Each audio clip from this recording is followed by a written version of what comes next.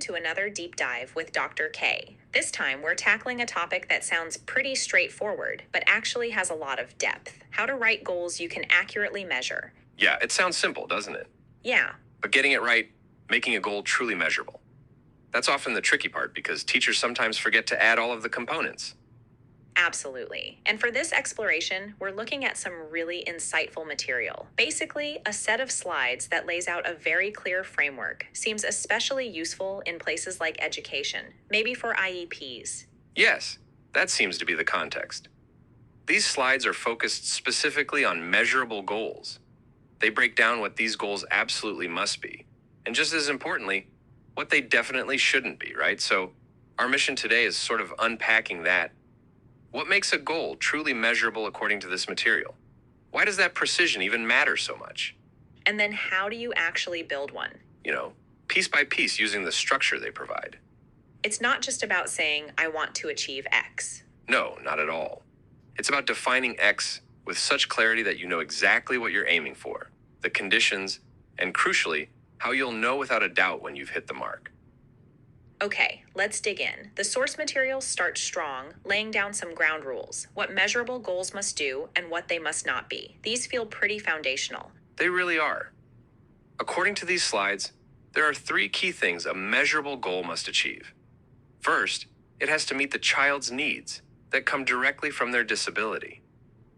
Okay, And the purpose there is to enable them to get involved and make progress in the general education curriculum.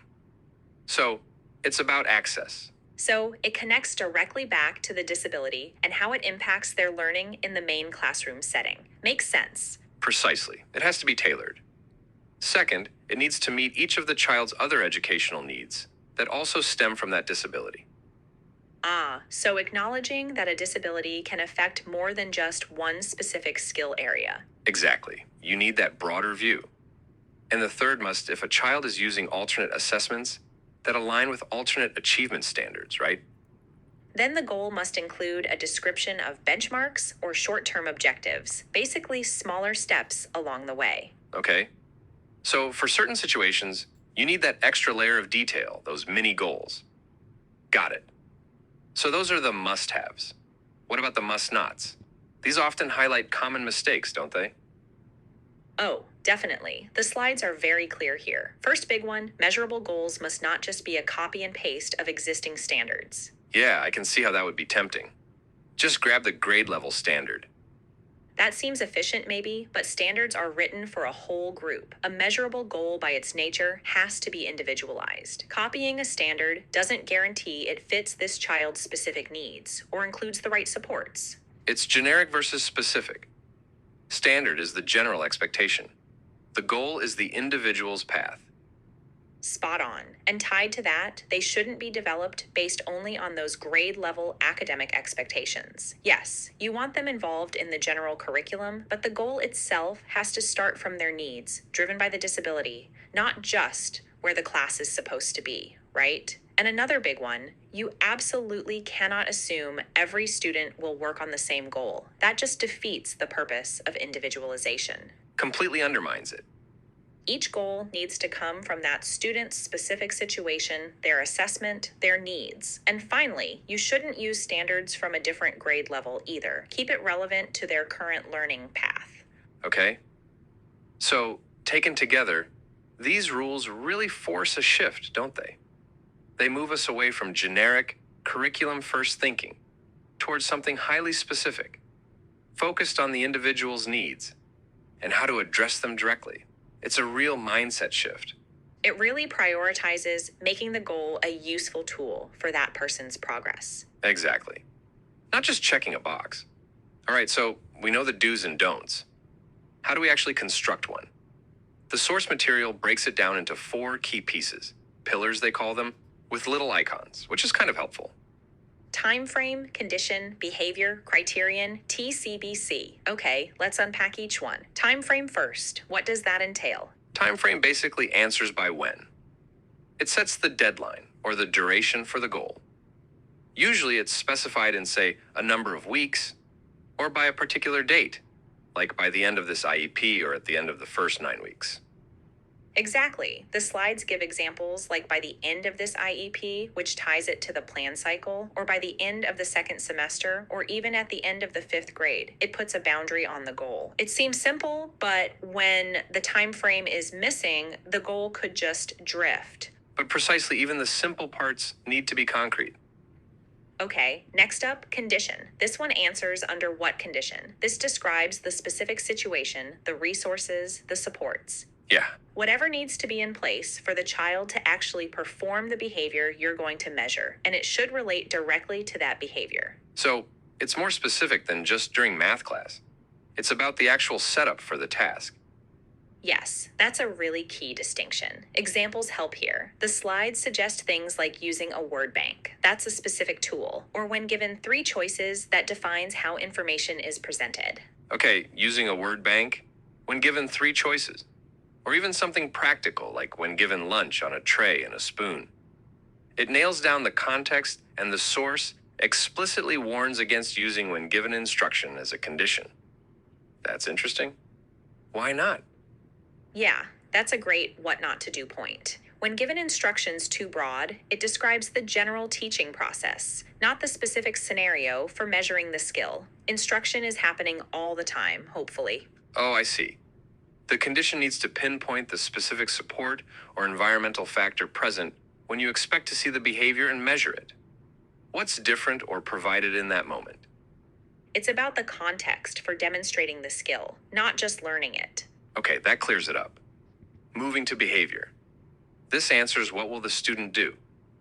This is the action part. It identifies the specific skill or performance you're tracking. The slides emphasize it should be one single action that you can directly observe and measure. And they mentioned the stranger test. Yes, the stranger test is fantastic.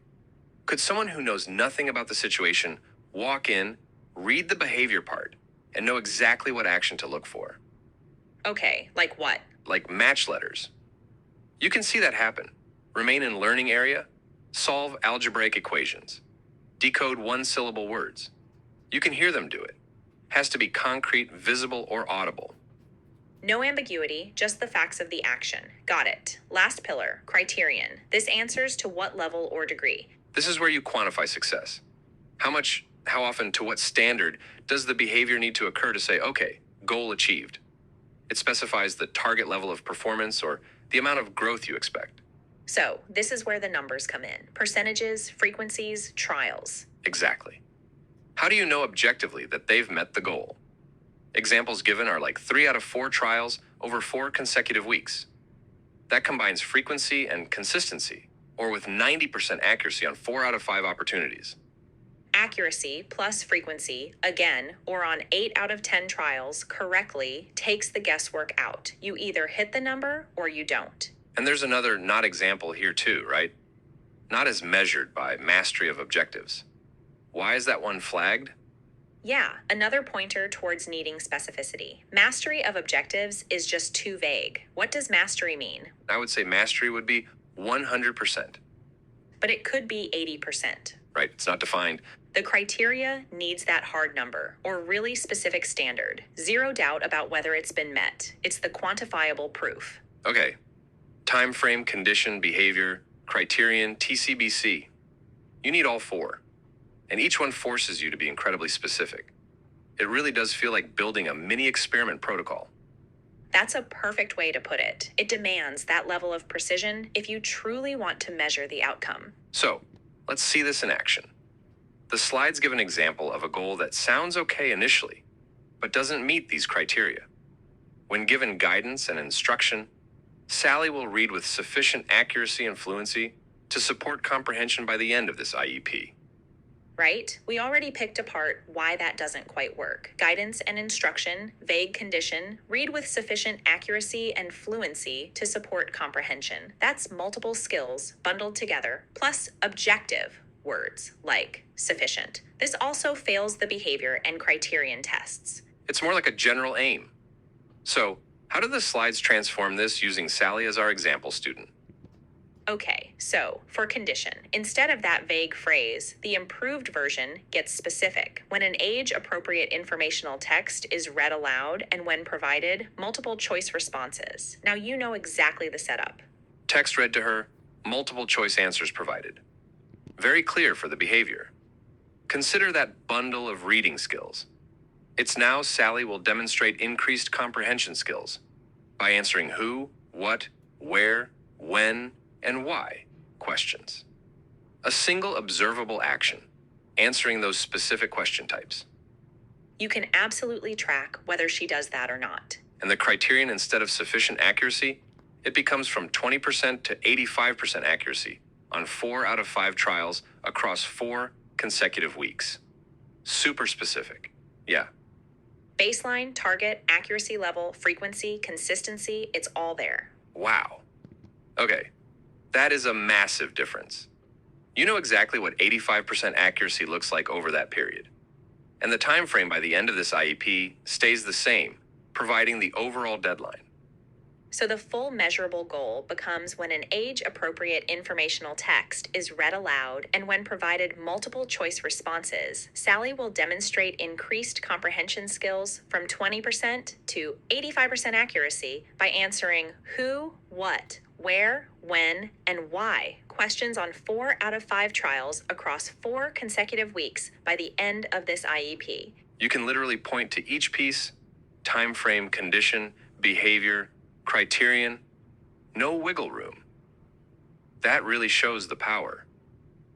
Absolutely. And the source provides other examples too, showing this works across different subjects. There's a writing goal. Okay. When given a writing topic and a graphic organizer, Sally will complete a multi-paragraph informative explanatory text that introduces the topic, uses facts and details related to the topic, transition words, phrases, and a conclusion with 80% accuracy in 4 out of 5 trials by the end of this IEP. Again, super clear with the next example. Given notes, examples, and 5 numerical expressions to evaluate. Sally will solve numerical expressions containing parentheses with 80% accuracy in 4 out of 5 trials by the end of this IEP. Same structure, different skill. The next example illustrates how it works with more hands-on support, such as a math goal. Wow, defining the behavior down to the physical actions, adding or removing objects. That shows how adaptable the behavior component is. It really does. And there's also an example for executive functioning or behavior.